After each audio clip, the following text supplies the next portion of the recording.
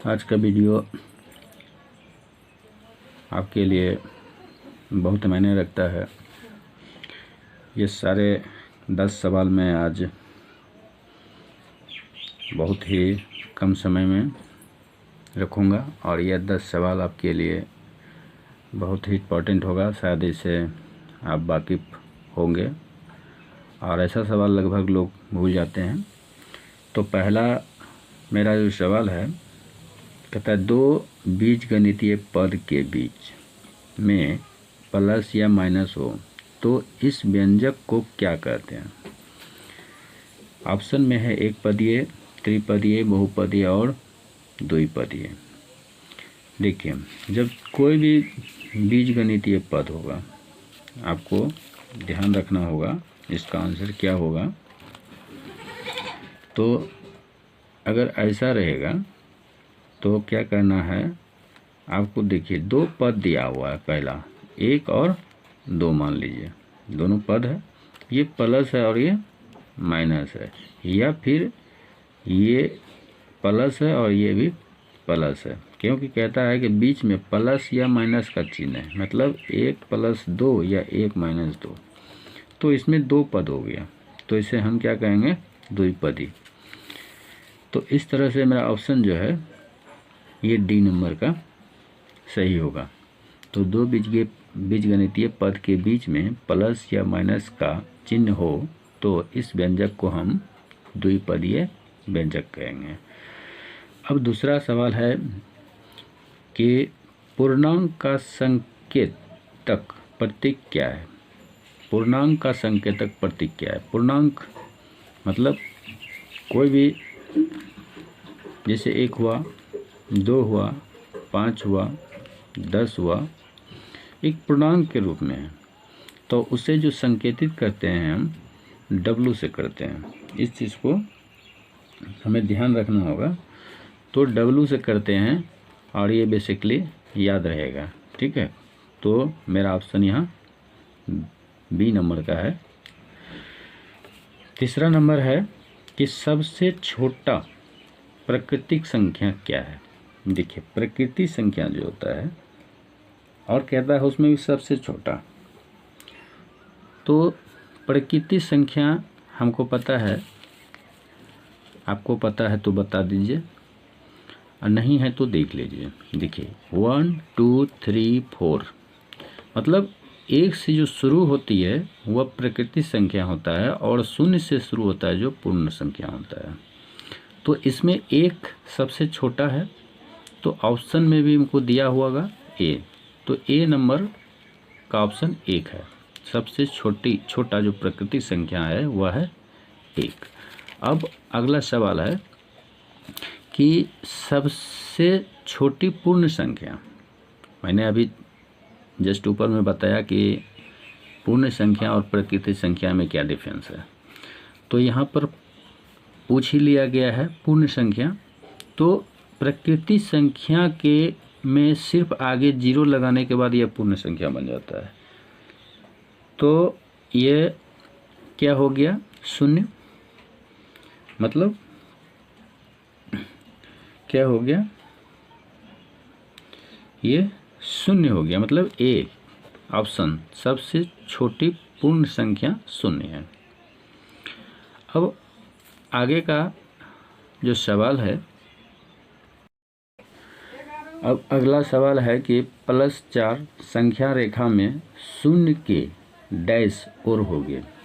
मतलब ये जो संख्या है, हमारा संख्या रेखा होता है, उसमें कहता है कि +4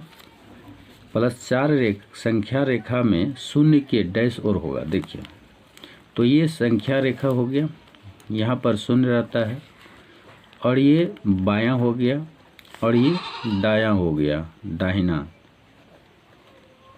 तो यहाँ पर क्या होता है, इधर माइनस चलता है और इधर प्लस चलता है। तो ये +4 यहाँ हो गया और ये इधर तो 0 के इधर हो गया, तो ये दाहिने तरफ हो गया। इस तरह से मेरा आंसर क्या हो जाएगा इसका, दाहिना। मतलब +4 संख्या रेखा में 0 के दाहिने ओर होगा। अगला सवाल है कि +5 में से किस संख्या को घटाने से उत्तर -7 होगा। देखिए, अगर सवाल आप सही रूप से पकड़ लेते हैं तो इसका आंसर देना बहुत इजी है। कहता है +5 में से, मान लीजिए +5 है, इसमें से किस संख्या को घटाने से उत्तर -7 होगा। ठीक है, तो घटाने से तो माइनस, अब संख्या कौन है, तो 7 को अगर हम -7 को जोड़ देंगे तो मेरा क्या है, ये क्या कहता है, -7 जोड़ना है तो -7 को अगर कहता है +5 में से किस संख्या को घटाने से उत्तर -7 होगा। और जिसको घटाना होता है, जिसको घटाने से उत्तर आता है उसी को हम जोड़ देते हैं। तो इसमें -7 को जोड़ देंगे तो क्या हो जाएगा, ये घटा देंगे तो क्या हो जाएगा, प्लस। पर अगला सवाल कहता है कि +5 में से किस संख्या को घटाने से उत्तर -7 होगा। अगर ऐसा सवाल रहेगा तो क्या करेंगे आप, कैसे ट्रिक लगाएंगे आपकी, ताकि वो आपका उत्तर जो है बिल्कुल ही करेक्ट हो जाए। तो ऐसा रहेगा तो देखिए, +5 में घटाना है, किसको घटाना है, जितना होगा उसी को घटा दीजिए। तो कहता है घटाने से उत्तर -7 होगा, तो उत्तर -7 को घटा दीजिए आप, तो क्या हो जाएगा, माइनस +7 बराबर 12। तो इस तरह से मेरा प्लस में 12 आएगा और मेरा उत्तर ये +12 होगा। तो अगला सवाल है कि आधार 10 पद्धति में कुल अंकों की संख्या क्या है। तो आधार 10 पद्धति में कुल अंकों की संख्या क्या है, तो ऑप्शन नंबर 9 सही होगा। क्योंकि देखिए, इससे किस तरह होता है कि आधार पद्धति में 0 से लेकर के 9 तक में सबसे बड़ी संख्या जो होता है वही उसका कुल संख्या होता है। मतलब 0, 1, 2, 3, 4, 5, 6, 7, 8, 9 ये है आधार, इससे ज़्यादा हम नहीं बढ़ सकते हैं। तो इस तरह से मेरा उत्तर क्या है, 9 है। कुल संख्या में सबसे बड़ी संख्या ही कुल संख्या होती है, तो 9 है इसमें सबसे बड़ी संख्या, इसीलिए इसका उत्तर 9 है। अगला सवाल देखिए, कहता है कि 3 square 2 whole to the power of 2 इसे निम्न रूप में व्यक्त किया जा सकता है। तो आप सवाल को समझ लीजिए और सवाल को समझ के इसका उत्तर लिखिए, तो आंसर बिल्कुल सही होगा, गलत होने का कोई चांस नहीं बचेगा। तो देखिए, कहता क्या है, 3 स्क्वायर 2, तो 3 square 2 whole to the power of 2, मतलब होल, इस के ऊपर 2 पावर है। तो इस तरह से मेरा उत्तर क्या हो गया, ये 3 स्क्वायर होल पावर 2। तो ऑप्शन नंबर मेरा क्या हो गया, ए नंबर का ये ऑप्शन सही है। और अगला सवाल है कि एक वृत्त का व्यास इसकी त्रिज्या के डैश है, 3 गुना है, 2 गुना है, आधा है, बराबर है। तो इसको आपको जानने के लिए क्या करना है, अगर आपको पता है, आपका दिमाग बहुत तेज होता है, तो आप इसका उत्तर दे चुके होंगे अब तक में। अब फिर भी अगर कहीं सस्पिशन है तो आप देख लीजिए। एक वृत्त का व्यास, तो वृत्त ऐसा होता है और व्यास क्या होता है, इस छोर से इस छोर तक, मतलब दोनों परिधि के दोनों तरफ को जोड़ने वाली रेखा क्या है, व्यास होती है। और इसकी त्रिज्या, मतलब इसकी आधी त्रिज्या होती है। तो कहता है व्यास इसकी त्रिज्या के, तो 2 गुना है, एक ये हो गया, एक ये हो गया, तो 1 1 2, तो 2 गुना हो गया, तो 2 गुना हो गया, तो 2 गुना ऑप्शन नंबर बी, ये उत्तर हो गया। अगला सवाल है, और ये 10वां सवाल है। कहता है जब एक ऋणात्मक संख्या का घात सम हो तो इस संख्या का चिन्ह क्या होगा। ये टफ है, आपको समझ में होना चाहिए, आंसर जो है इसका भी बिल्कुल ही आसान है। देखिए, जब एक ऋणात्मक संख्या, मान लीजिए कि ऋणात्मक संख्या क्या है, -2, -3, -5 कुछ भी हो सकता है। जब एक कहा है तो एक को कुछ भी ले लेंगे, तो हम -2 ले लेते हैं।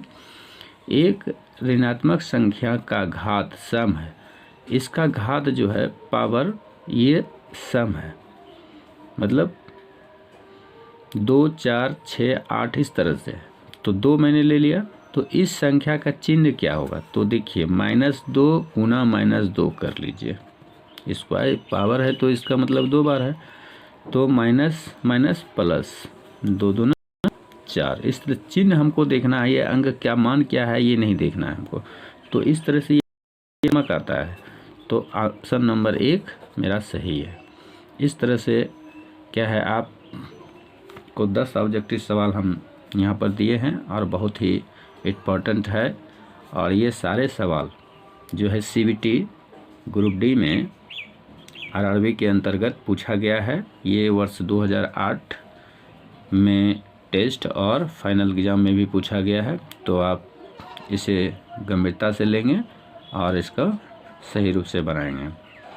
और वीडियो को लाइक और शेयर ज़रूर करेंगे, ताकि ये सवाल सारे लोगों के पास पहुंचने चाहिए, सारे स्टूडेंटों के पास पहुंचने चाहिए, ताकि वह भी इससे लाभान्वित हो जाएंगे। अगले वीडियो के लिए, तब तक के लिए हम धन्यवाद और विदा लेते हैं।